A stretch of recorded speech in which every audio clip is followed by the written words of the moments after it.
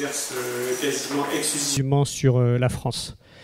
Près de 6 millions de contrats auto et 2 roues. Donc l'assurance dommage, qui est un pôle qui a fait croître et grandir la Massif, qui aujourd'hui pose évidemment beaucoup de questions par rapport à la prévention, par rapport aux véhicules autonomes et par rapport à tout ce qu'on peut imaginer en intelligence artificielle. Alors, fort de cette expérience sur le métier de l'assurance dommage, la Massif s'est développée sur la santé et la prévoyance, donc a fédéré un ensemble de mutuelles santé pour constituer un groupe d'importance sur la France. Et puis enfin, troisième pôle d'expertise, le pôle finance-épargne, pour servir principalement de l'assurance vie, et puis des services bancaires pour les clients sociétaires du groupe Massif. Donc le groupe Massif, c'est 10 000 salariés, et donc notre direction du digital et des systèmes d'information, c'est 450 personnes salariées, et l'équivalent en prestataires. L'accélération, oui, il y a eu, de mon point de vue, 2 révolutions. Dans les 60 ans de la Massif, il y a eu 2 révolutions.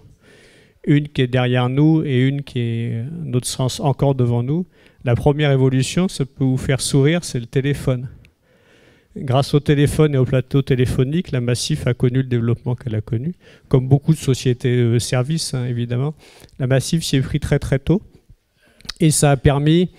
C'est difficile d'évaluer quelle est la part du téléphone dans la croissance d'un groupe comme la Massif, mais quelque part, ça a permis de faire un x10 dans les années 70, 80, 90, développement des plateaux téléphoniques, permis de faire un x10. La deuxième révolution, qui est encore devant nous, c'est ce que nous appelons la transition digitale dans un groupe comme la Massif. Alors, on a déjà constaté des choses, et notamment sur les flux, on va dire simplement en mesurant les flux Internet, que les visites ont été multipliées par 10 en 15 ans et on assiste à une croissance exponentielle et on ne sait pas dire où ça s'arrêtera parce que les flux se multiplient, se croisent et grandissent.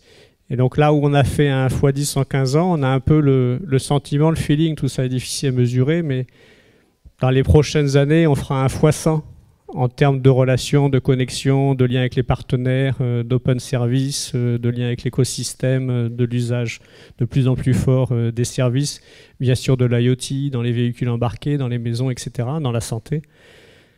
Donc on doit se préparer à vivre une révolution qu'on n'a jamais connue dans les services. Je ne parle même pas de tous les risques qu'on peut connaître ou qu'on peut imaginer en termes de nouveaux entrants, en termes de disruption. Je parle uniquement de l'évolution de notre propre système dans son environnement que nous connaissons tous. Donc c'est à ça que nous devons nous préparer.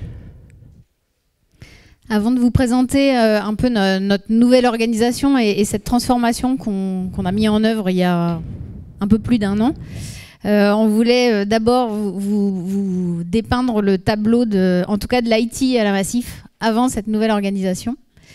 Donc la Massif et l'informatique de la Massif, comme sûrement de nombreuses grandes sociétés, était très hiérarchisée. On avait jusqu'à 7 niveaux hiérarchiques, travaillant exclusivement en mode client-fournisseur avec nos métiers et principalement, pour ne pas dire exclusivement, en mode cycle en V.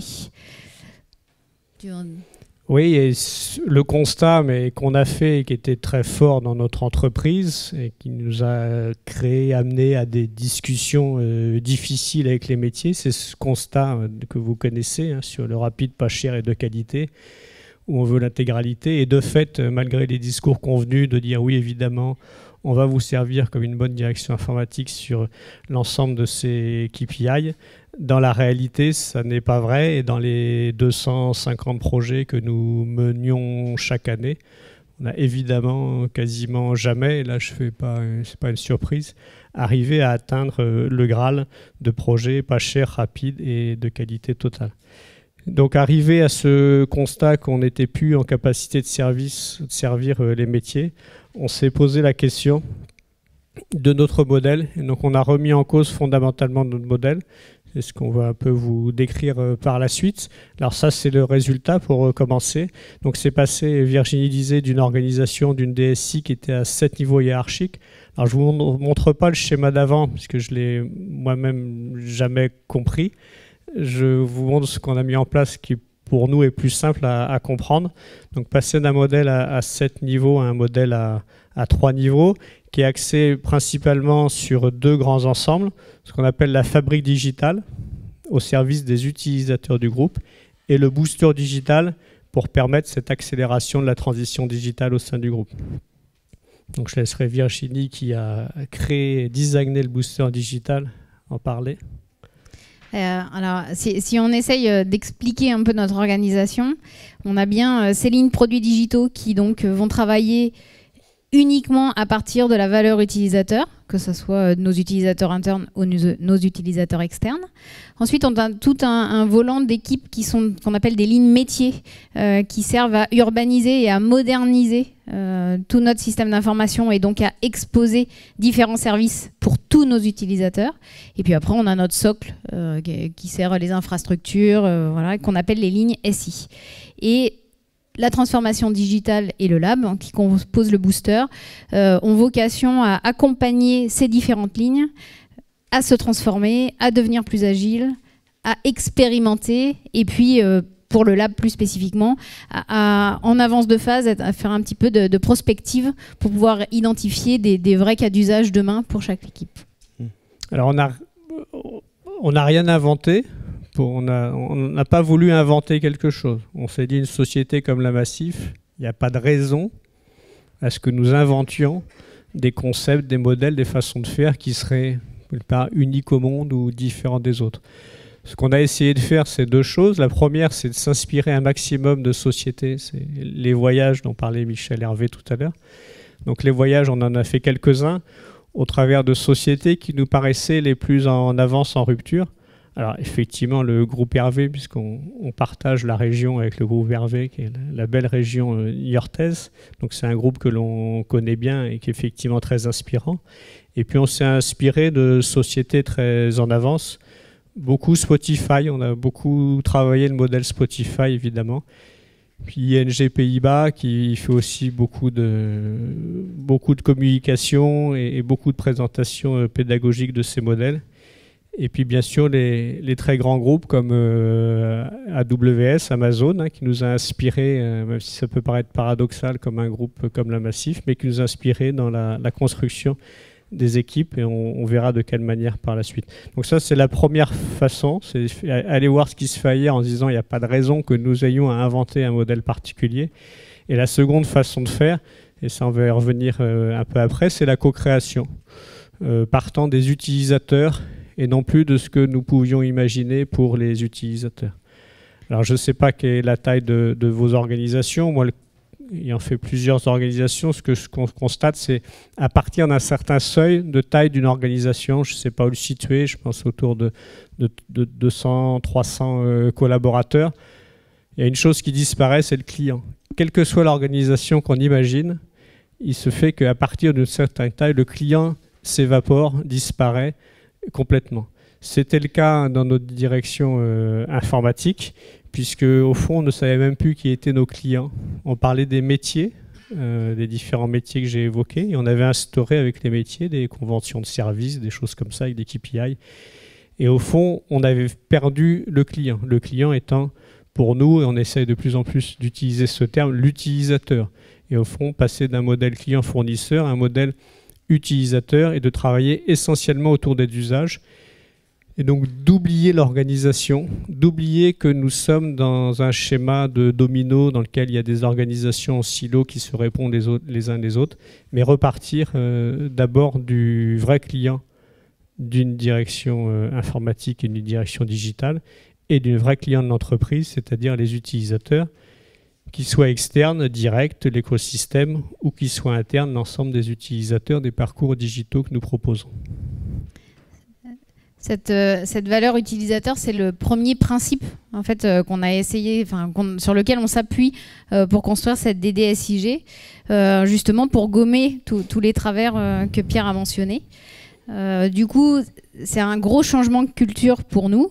Ça veut dire qu'il faut aller voir le client tout le temps, et pour le comprendre, et pour l'écouter, et pour l'analyser et analyser comment il vit les choses, pour en définir les besoins, et ensuite lui proposer des solutions. À la Massif, comme le disait Pierre, les utilisateurs étaient assez loin. On a des experts métiers qui sont très très experts de leur sujet et qui du coup, sur le principe, sont d'accord pour dire qu'il faut écouter les utilisateurs, mais pour eux, eux ayant l'expertise du métier, ils ont l'impression de connaître l'utilisateur. Quand on les a emmenés les premières fois voir les utilisateurs, enfin, même eux finalement se sont rendus compte que ce qui était acquis pour eux n'était pas acquis pour un lambda, un consommateur lambda. Donc on a essayé d'installer ça et c'est vraiment le principe de chaque équipe de la DDSIG.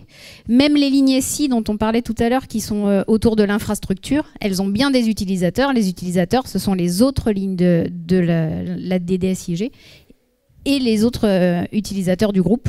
Le conseiller a besoin de réseau, a besoin... Voilà. Donc chaque équipe de la DDSIG a bien des utilisateurs et doit appliquer cette méthode et cette approche.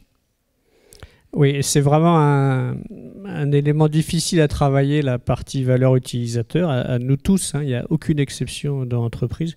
Déjà, c'est choquant de dire à une direction métier ou à ce qu'on appelait avant des maîtrises d'ouvrage, c'est choquant de leur dire, ben, au fond, c'est pas pour vous que je travaille, c'est pour les utilisateurs. Ensuite, c'est choquant de se dire qu'on ne connaît pas l'utilisateur, alors qu'on a l'impression que c'est l'essence de notre travail. Et de se dire qu'au fond, ce que j'ai fait pendant des années, c'était peut-être un certain nombre de fois complètement à côté de la plaque. Alors ça a créé dans l'entreprise de la tension.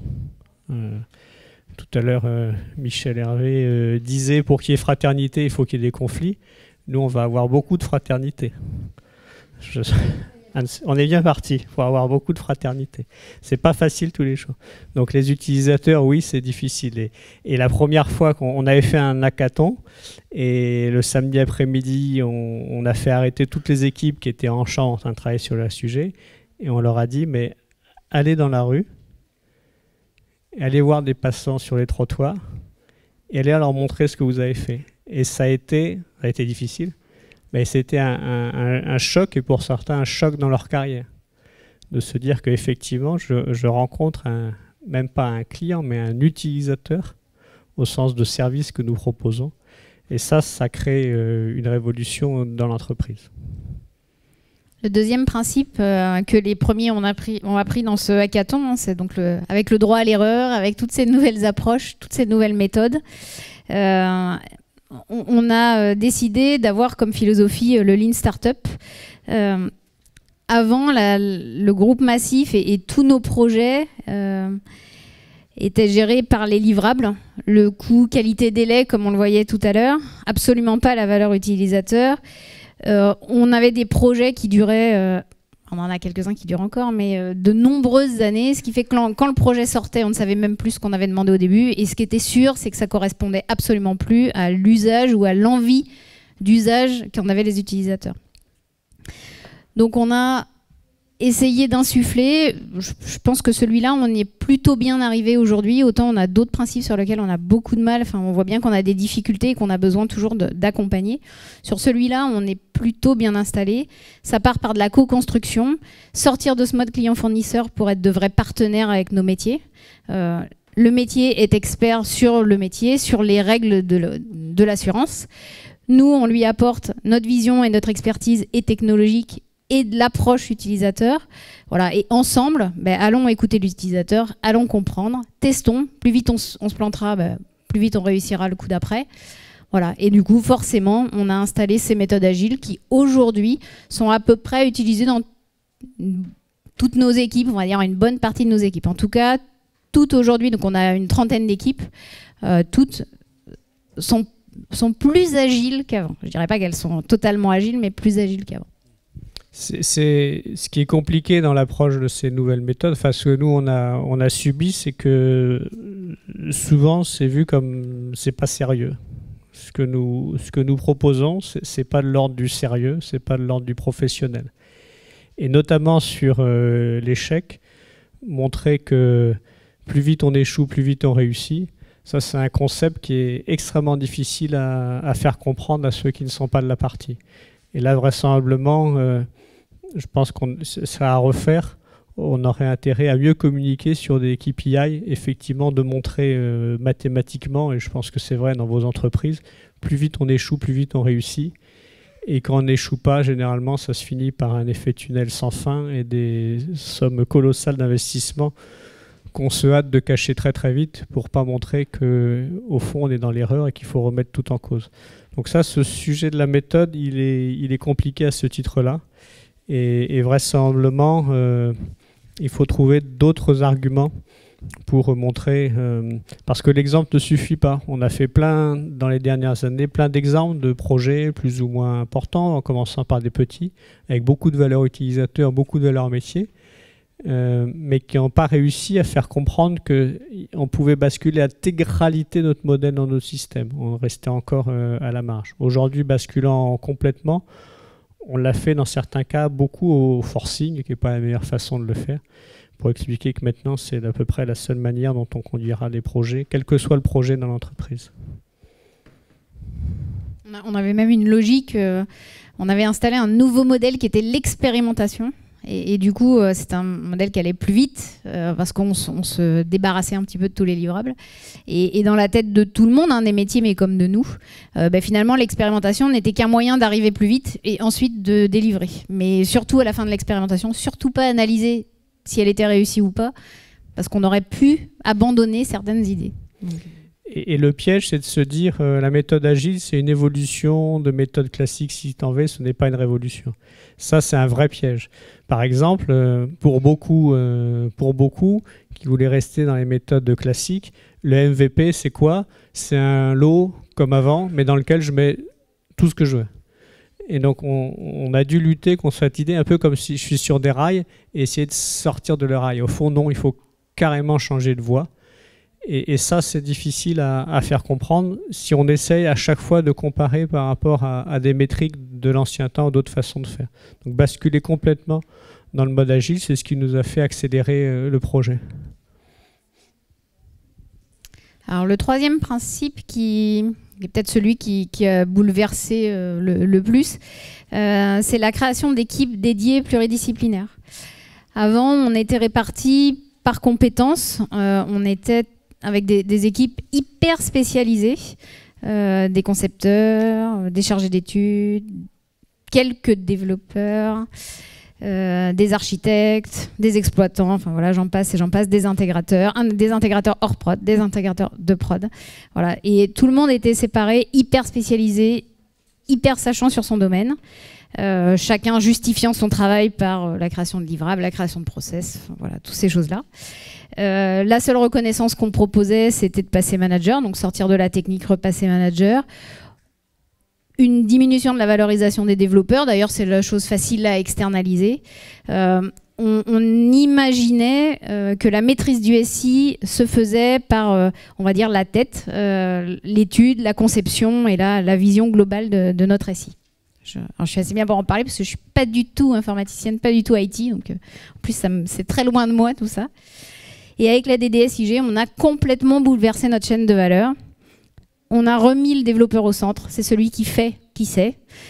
Et ça, c'est pas facile tous les jours de le faire comprendre. Ça amène beaucoup de difficultés, de changements de métier. Celui qui finalement était architecte d'entreprise et on dit bon bah ça, l'architecture d'entreprise au global, c'est fini. Voilà, du coup les gens doivent se reposer. Le chef de projet, on se pose la question du chef de projet dans une organisation et dans des méthodes agiles. Qu'est-ce qu'on va lui donner à faire? Voilà. Et du coup, toutes ces choses-là et tout ce changement de métier, c'est un peu ce qu'on a mal fait ou un peu foiré. On n'a pas suffisamment accompagné, pas suffisamment anticipé. Et du coup, on peine un peu à se remettre sur les rails sur ce sujet-là. Oui, en fait, on a commencé par percuter le modèle précédent d'entreprise, et en particulier une certaine forme de hiérarchie sur les noblesses de métiers, notamment sur tous les métiers d'architecture d'entreprise, d'urbaniste, etc. Moi-même, j'en ai mis en place, je l'ai développé dans notre organisation, et j'étais arrivé au constat que pas plus on avait d'urbanisme, moins on y voyait clair sur le SI, mais disons, plus nos sociétés se complexifiaient, plus on essayait de mettre en place des systèmes d'urbanisation, d'architecture entreprise et des équipes d'urbanistes et d'architectes d'entreprise dans l'entreprise. Et pour autant, force est de constater que plus ça allait, plus on disait qu'on maîtrisait de moins en moins le système d'information. Donc on a repris la chose à l'envers en se disant effectivement celui qui maîtrise le mieux le système d'information, c'est celui qui le fait. C'est donc le développeur. Et donc on a inversé complètement notre plan, même notre plan de recrutement, se focalisant sur des recrutements de développeurs pour compenser une époque où l'on disait pour maîtriser un SI, il fallait prendre de la hauteur, de la cartographie, etc. Donc on a changé cette approche-là. Ça n'a pas été simple vis-à-vis d'autorités comme les audits internes ou les choses comme ça, leur expliquer qu'on détruit, parce qu'on avait supprimé complètement les directions d'architecture entreprise et les comités ad hoc qui peuvent exister de partout. Donc on a supprimé tous ces comités-là et ça a été difficile à comprendre. Les équipes pluridisciplinaires aussi, ça a été difficile. J'ai entendu dire au début du projet qu'il était interdit dans une entreprise régie comme une banque ou une compagnie d'assurance de mettre en place des équipes qui mettraient ensemble des équipes de développement et des équipes de production d'exploitation. C'est des choses que j'ai entendues officiellement, qu'on m'a dit, qu'on m'a rétorqué, contre lesquelles on a dû lutter et montrer effectivement, pas par l'absurde, mais par le vide, qu'il n'y avait pas d'incompatibilité à mettre en place ce type d'organisation, y compris pour des sociétés réglementées comme les nôtres. Et puis la remise en cause aussi du manager, Virginie en a parlé, le rôle du manager qui était historiquement dans notre entreprise celui qui avait le mieux réussi dans sa spécialité. Donc on avait double peine, c'est-à-dire qu'on retire le meilleur d'une équipe, pour dire maintenant tu seras chef. Donc l'équipe perdait le meilleur expert de l'équipe, c'est quand même ballot, il me paraissait. Et puis deuxième punition, nommer un gars manager alors qu'il avait passé sa vie et s'il était expert dans ce domaine, c'est vraisemblablement qu'il aimait ce domaine, qu'il l'avait travaillé, qu'il avait expérimenté, sur lequel il avait appris plein de choses. Et donc lui-même, il dit, bah, maintenant, pof, t'es arrivé à ce stade-là, boum, tu changes, tu deviens chef et t'es plus... Et ça, effectivement, c'est compliqué. Et comme dit Virginie, on a commencé par supprimer beaucoup de choses. Donc on s'est un peu tous retrouvés sans nos outils, sans nos façons de faire, sans nos repères. Et on n'a pas suffisamment envie de combler par... et construit, et ça prend du temps, un nouveau modèle, notamment pour des fonctions comme manager, mais aussi chef de projet, dire pas du jour au lendemain, mais assez rapidement, ou faire comprendre, ou que le chef de projet ressente qu'au fond, il n'est plus au centre du jeu, comme il l'était, mais au mieux dans un projet, il sera contributeur au sein d'une équipe pluridisciplinaire. Ça, c'est aussi des messages qui sont difficiles à entendre.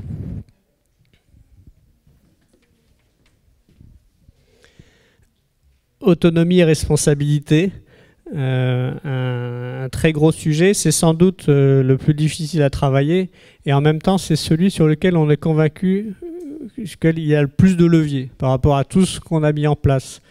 Les outils, la méthode, l'agile à l'échelle, la valeur utilisateur, etc. Vraisemblablement en termes d'efficacité et de productivité, c'est sans doute ce levier-là qui est le plus fort et du coup, le plus sérieux pour l'entreprise, c'est l'autonomie et responsabilité. Pourquoi? Parce que dans un modèle comme le nôtre, Virginie disait, on a à peu près 1000 équivalents temps plein. Si effectivement on se projetait, on imaginait que l'ensemble des collaborateurs étaient pleinement investis dans ce qu'ils faisaient, pleinement engagés, on aurait une force de production qui serait décuplée. Enfin, je pense que ce n'est pas un secret que de dire... on est rarement engagé à 100% dans l'entreprise et parfois bien loin de ça. Donc autonomie, responsabilité, c'était poussé vers ce modèle-là, c'est poussé vers ce modèle-là. Donc on a commencé, Virginie parlait de notre modèle d'organisation dans lequel on a des équipes autonomes pluridisciplinaires qui sont managées collectivement par un collège qu'on appelle d'associés, pour plus dire manager. Petite équipe, un associé, une équipe un peu plus grande, 2 associés, parfois 3. Et cette autonomie, elle est régie par cet ensemble d'associés qui gèrent l'équipe. Ce que nous n'avons pas encore mis en place, c'est descendre au niveau du collaborateur, c'est d'avoir une autonomie la plus complète de façon généralisée au niveau du collaborateur. Ça fait 1 an et 3 mois qu'on a lancé l'organisation. On a laissé vivre les équipes pour voir comment ça pouvait se vivre au niveau au niveau des équipes. On s'aperçoit que certaines réussissent à bien le faire et ont mis en place un véritable système autonome et responsabilisant pour l'ensemble des collaborateurs. Et de ces équipes, on voit des résultats de deux sortes. Le premier, c'est que sur les plateaux, les équipes autonomes, ils ont tous la banane. Retrouver un plaisir de venir bosser, que certains avaient perdu, hein, des organisations, 500 salariés, très hiérarchisées, bon, je ne vous fais pas le dessin. Des équipes qui ont retrouvé la pêche, le sens, compris pourquoi ils étaient là le matin. Et deuxième résultat énorme, c'est une productivité qui est décuplée. Donc en termes de résultats, ce sont des vrais résultats tangibles pour une organisation comme la nôtre et qu'on sait mesurer en termes de points de fonction développés si on en revient à ça, ou en termes de célérité sur les projets, ou en termes de rapport ressources mises sur un projet et résultats valeur acquise sur un projet. On a de vrais résultats tangibles sur les projets que l'on constate déjà après un an de mise en service de cette organisation. En fait, les difficultés sur ce point-là, elles sont qu'on a, comme on a laissé faire, pour l'instant on est resté au niveau d'associés, on les a laissés pour le coup autonomes sur la gestion de leur équipe. On se retrouve à des difficultés de deux ordres. La première, c'est pour les gens qui n'ont jamais vécu cette liberté de travail, de responsabilité. Bah, du coup, on n'a pas suffisamment donné de sens. Donc c'est ce qu'on refait petit à petit à tous les niveaux. Redonner le sens, et surtout pour les gens qui n'ont pas l'habitude, qui n'ont jamais travaillé dans ce modèle-là et qui finalement ne savent pas vraiment ce que c'est l'autonomie. On a des gens qui nous disent « mais moi ça fait 30 ans que je suis ici, ça fait 30 ans que je rapporte à mon chef, qui rapporte à son chef, qui rapporte à son chef, je ne sais pas ce que ça veut dire ». Et du coup, ces gens-là, il faut leur définir un cadre de liberté. Et c'est ce qu'on va s'attacher à faire dans les mois qui viennent. Et le deuxième travers, c'est à l'autre bout. C'est ceux qui, du coup, ont tendance à ne plus être intrapreneurs, mais redevenir entrepreneurs. Et dans une entreprise de 10 000 salariés, des fois, ça crée un petit peu de malaise. Voilà. Et du coup, c'est cette volonté d'indépendance et non plus d'autonomie. Donc aujourd'hui, on est en train de travailler là-dessus, parce qu'on pense qu'il y a vraiment de quoi réajuster et de s'améliorer là-dessus. Et enfin, le dernier principe valeur sur lequel nous sommes appuyés, c'est la transparence et la communication. Bon, c'est sans doute celui sur lequel on est le moins bon. C'est clair. Déjà, sur les communications, c'est pas notre fort. On a mis en tout petit, d'ailleurs. On a mis en petit. C'est vrai que c'est pas notre métier. C'est vrai qu'on s'est fait peu accompagner. Une difficulté sans doute aussi, c'est qu'on a mis en place ce mode disruptif pour notre direction digitale et système d'information au sein d'un groupe qui, lui, n'a pas changé. Et donc, en termes de communication avec le reste de l'entreprise, avec les parties prenantes de l'entreprise, c'est pas facile. Et non pas qu'on a caché des choses, mais on a presque inconsciemment pas voulu les mettre complètement en lumière sur jusqu'où nous allions dans notre modèle. Alors, les métiers avaient bien compris. Encore une fois, on n'a pas voulu tricher, fausser, etc. Mais on s'est dit la révolution était tellement forte que si on l'affichait d'un seul coup, on allait peut-être aveugler, faire piquer les yeux de nos parties prenantes. Et donc, on a, et du coup, maladroitement, mis en place un système de communication très artisanal et qui a été, au fond, qui a créé de l'anxiété, alors que vraisemblablement, en communiquant, en ayant de la pédagogie et en peut-être plus de courage sur, au fond, ce que nous mettons en place, on aurait peut-être créé moins d'anxiété. Ok, il a fallu travailler, combattre et après coup revenir sur des séminaires avec les métiers, avec les utilisateurs, expliquer à la direction générale ce qu'on mettait en place, etc. Et que vu qu'au fond, on n'avait rien cassé, que pendant les travaux, la réorganisation qui a duré quand même 6 mois, notre plan de projet a continué à se dérouler, la production était maintenue, l'exploitation tournait pareil qu'avant, avec les mêmes bugs, les mêmes difficultés. Donc ça, c'est pas changé. Mais donc, il y a eu cette rassurance-là par le fait qu'effectivement, au fond, ça n'a pas bouleversé. Mais on a effectivement manqué de pédagogie sur ce sujet-là. Et la transparence, ça rejoint le sujet où on n'est pas dans un modèle, on est à mi-chemin entre un modèle qui se veut autonome et responsable et très horizontal, et malgré tout encore une société hiérarchique où on ne sait pas trop qu'est-ce qu'on a quoi, etc. Et donc cette transparence est limitée par ce manque. Virginie parlait d'un cadre, et c'est la question qu'on se pose effectivement. Pour régir cette transparence, il faut sans doute un cadre, de la discipline, ça c'est certain, mais un cadre sur lequel on n'a pas suffisamment travaillé aujourd'hui. Enfin, je pense, oui, je partage. C'est vraiment le sujet où là, on a testé des choses, hein, parce que nous aussi, notre modèle est en amélioration continue. On applique à notre modèle nos principes. Je pense qu'on a échoué voilà, sur ce sujet-là. On a quelques succès, on commence à comprendre, mais en fait, on se rend compte qu'on a besoin d'encore plus de transparence, puisque sinon, on ne peut pas demander à un collaborateur d'être responsable s'il n'a pas l'information dont il a besoin. Et quand finalement, les quelques succès qu'on a eus, on se rend compte que c'est plutôt agréable et que les retours sont toujours positifs. On a fait, j'ai un seul exemple où on m'en parle encore, donc je pense que c'est un bon exemple. En fin d'année dernière, on a fait un bilan au bout de 6 mois de la DDSIG et du coup, on a demandé à tous les collaborateurs de dire et d'écrire, pas seulement un QCM, hein, mais d'écrire ce qu'ils pensaient de la DDSIG et s'ils avaient des reproches à faire et des propositions d'amélioration. On a plus de 70% des gens qui ont répondu. Donc, c'était déjà un premier succès. Et ce qu'on a fait, qu'on n'aurait pas fait 6 mois avant, en fait, on a partagé à tous les collaborateurs l'intégralité de tous les commentaires qui ont été faits. Donc, qui n'étaient pas forcément tendres pour nous. Mais voilà. Et rien que de l'avoir fait, c'était très agréable pour nous. Et là, je pense que c'est la vraie preuve de transparence. C'est la première qu'on a vraiment réussi à faire, quoi.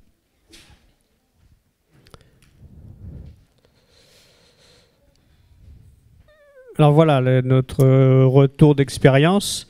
Alors on a parlé beaucoup des difficultés qu'on a vues, qui ont été réelles.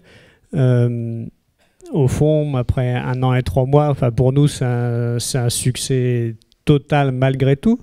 Et malgré ces échecs en cours de route, ces difficultés, ces manquements, ces problèmes qu'on a pu percevoir, c'est une réussite totale.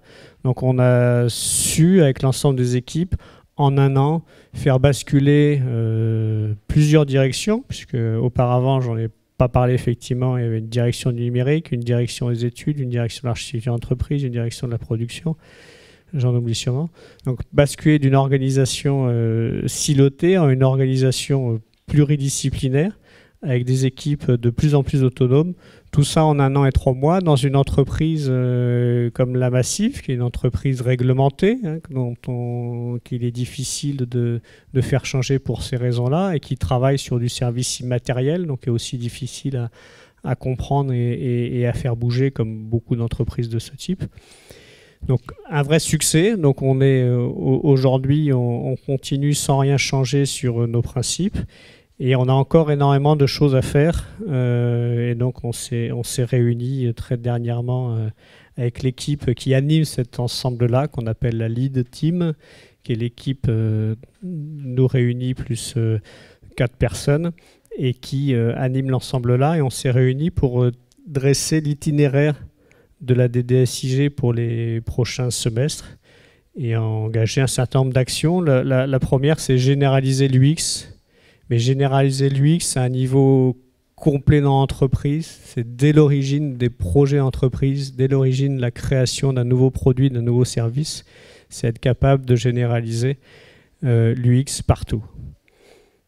Un autre axe de travail, c'est l'installation d'un véritable mode produit. Alors aujourd'hui, on a quelques équipes qui travaillent vraiment en mode produit, comme le site ou l'appli, et l'intégralité du backlog est gérée par la valeur utilisateur. Tous les métiers du groupe sont réunis pour prioriser ce backlog. Donc là, pour le coup, on a des vraies réussites. On n'est pas encore jusqu'à l'investissement du départ qui travaille sur ce mode produit. Il nous manque l'intégration des métiers pour aller vraiment... les métiers viennent au quotidien dans nos équipes, mais en fonction des sujets qu'on travaille. Voilà, l'étape d'après, c'est que si on veut créer des vrais produits digitaux, c'est que ces métiers viennent travailler avec nous, que les experts métiers soient au quotidien avec nous. Donc ça, c'est aussi une grosse étape qu'on doit franchir. Un gros chantier, c'est montrer que pendant qu'on fait cette réalisation-là, et grâce à ce modèle, on va être capable de construire une plateforme digitale pour l'ensemble du groupe, hein, qui passe d'un modèle qui était très monoproducteur, monodistributeur, à un modèle multi-producteurs, y compris marque blanche, y compris d'autres partenaires, et omnicanal. Donc ça, c'est un travail, un investissement lourd que le groupe nous confie et confie à notre organisation. Ensuite, il y a l'évolution des métiers. On voit qu'avec la pluridisciplinarité et l'agilité, il y a des métiers qui n'existaient pas à la Massif hier. Il faut qu'on définisse déjà nos nouveaux métiers et qu'on accompagne, Michel en parlera sûrement tout à l'heure, et qu'on accompagne vraiment tous nos collaborateurs à trouver leur place dans cette nouvelle organisation. Et là, on cherche vraiment à faire un travail de place parce que, encore plus que pour notre modèle d'organisation, on ne veut surtout pas inventer des métiers, des rôles ou je ne sais quoi, mais s'inspirer le plus possible, non pas de ce qui existe et qu'il faut oublier, mais s'inspirer le plus possible de ce qui est en train de se créer. Donc là, on est très intéressé à travailler avec la place. Donc on le fait avec les autres mutuelles sur le bassin de Niort, évidemment. Mais là, on cherche effectivement à élargir ça pour valoriser les métiers de demain au sein de nos organisations. Et puis enfin, engagement de tous, on l'a évoqué en filigrane, que la plus grande difficulté, le plus grand enjeu et sur lequel sans doute on est le moins armé, c'est de faire que l'ensemble des collaborateurs, mais également toutes les parties prenantes, je pense à tout l'écosystème, à tous les partenaires, tous les consultants qui travaillent avec nous, c'est d'augmenter ce taux d'engagement et ce taux de plaisir à bosser dans une organisation comme la nôtre. Alors ça existe, ça fonctionne, les collaborateurs plébiscitent cette nouvelle organisation par rapport à l'ancienne, ça c'est un vrai succès, mais on a encore besoin de travailler cette partie-là, et c'est sans doute des organisations comme les nôtres qui ne sont pas les mieux armées pour travailler sur ces sujets-là. Voilà notre bilan et notre chantier pour la suite.